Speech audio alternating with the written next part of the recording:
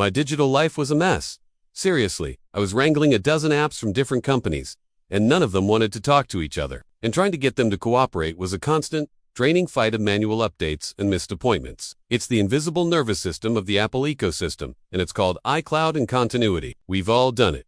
You find a link or a quote on your phone and need it on your laptop. Instead of waiting for them to upload to the cloud and then download to my Mac, I just selected them, airdropped them, and they transferred in seconds. It's crazy fast and reliable for moving anything from a photo to a massive file. It's the behind-the-scenes tech that lets every single app work better, not just by itself, but as part of a connected team. You can have multiple lists, subtasks, due dates, priorities, and notes. I could even drag a calendar event straight into reminders to create a task for that meeting, and it would keep a link back to the event. Location-based, reminders are a game. I set a reminder to grab a package that only pinged me when I left my office. Using messages, FaceTime, and mail exclusively revealed a level of convenience I'd been missing out on.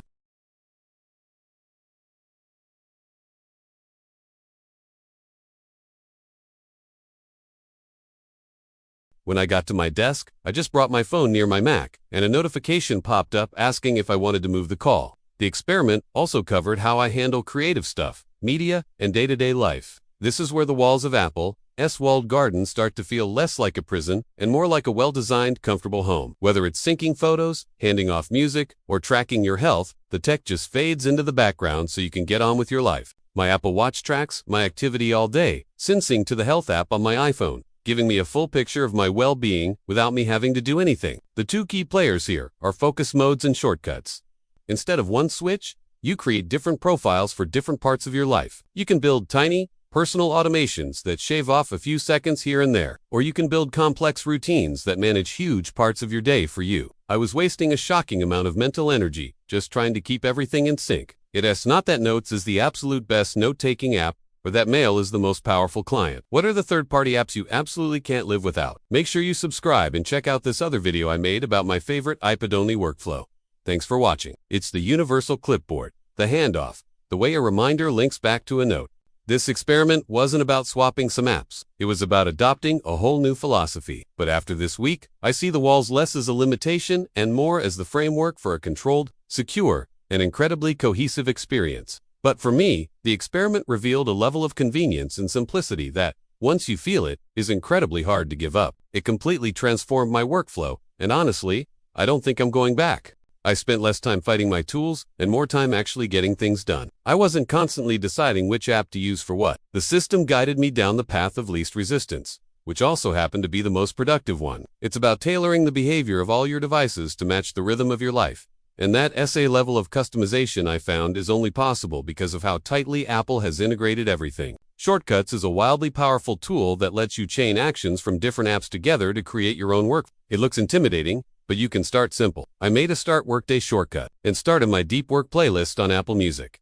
It took 5 minutes to set up and automated a ritual I did every single morning. I set up a work focus.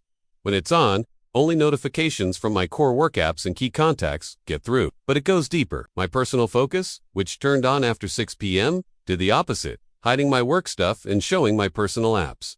The killer feature, when I set a focus mode on one device, it syncs to all of them. My boarding pass for a flight just showed up in my wallet on travel day because the system saw the flight confirmation in my mail app. I even made one that, when my battery hits 20%, automatically turns on low power mode, dims the screen. It's these proactive, intelligent connections that make the whole experience feel so polished. I could start a playlist on my HomePod in the morning, and when I walked out the door, my AirPods would automatically switch to my iPhone, picking up the playlist right where it left off. I could be listening to a podcast on my Mac, and if a call came in on my iPhone, my AirPods would intelligently switch to the call, and then switch right back when I hung up. It ends the constant, annoying dance of digging through Bluetooth menus. This is incredible for any creative work. I could airdrop photos from my big camera to my iPad, do some quick edits on the couch with the Apple Pencil. Shared albums made it dead simple to create a collaborative space for family vacation photos, where everyone could add their own pics and comments. It's perfect for when a quick chat turns into a,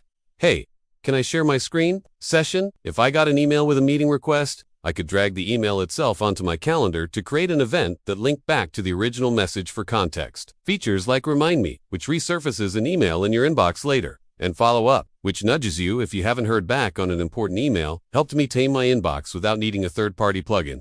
And MailDrop is an unsung hero, letting you send huge files up to 5 gigabytes by uploading them to iCloud and just sending a link, dodging those annoying attachment size limits. Everything is perfectly in sync. Plus, with the ability to edit or unsend a message, it feels modern and forgiving. Someone sends you an address. Just tap it to open it in Maps. A date is mentioned. From that note, I created reminders to book hotel and rent car. I then made a calendar event for the trip itself. Added the hotel address which linked to Apple Maps. This is the ecosystem at its best.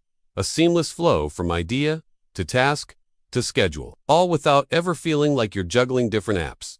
You can also create smart lists that automatically pull in tasks based on rules you set, like a list for high-priority tasks due today from all my different projects. Without this invisible magic, the rest of the system wouldn't be nearly as powerful. I was in my project note and wrote down a new task.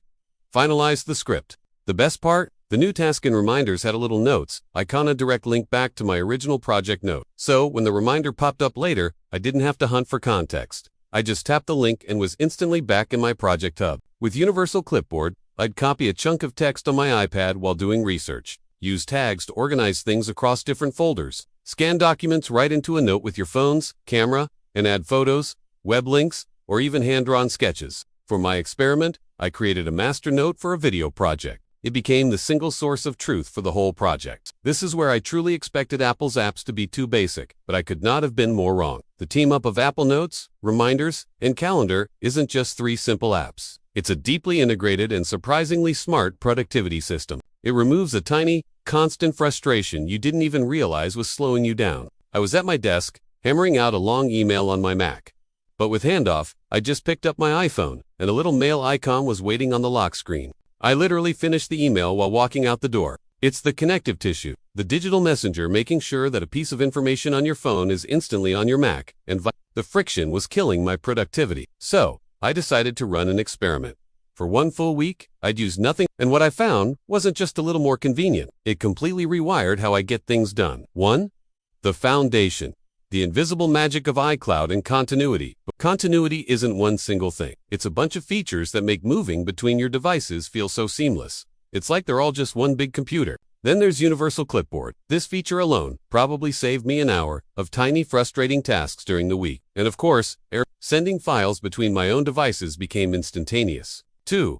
The productivity powerhouse. Notes, Reminders, and Calendar. First, let's talk about Apple Notes. I'd always written it off as a simple notepad, but it has evolved into a serious information hub. Next up is Reminders. Again, I thought this was just for groceries, but it's a really capable task manager. This integration flows right into the calendar. Any reminder with a due date automatically shows up in your calendar. 3. The communication core.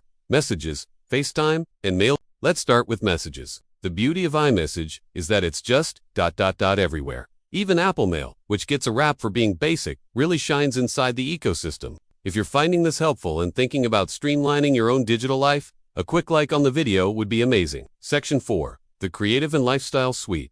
Photos, music, and beyond. The Photos app is a perfect example. With iCloud Photos on, it's one library for every picture and video, no matter which device took it. The same seamless vibe applies to Apple Music. 5. The Automation Engine. Shortcuts and focus modes. I also created location-based auto. For instance, when I connect to my car's Bluetooth, my iPhone now automatically opens Maps with directions home and starts my favorite podcast. This is the ultimate expression of the ecosystem's power. The change was profound. This all-in approach isn't for everyone. If your job relies on specific software from other platforms, a complete switch probably isn't realistic.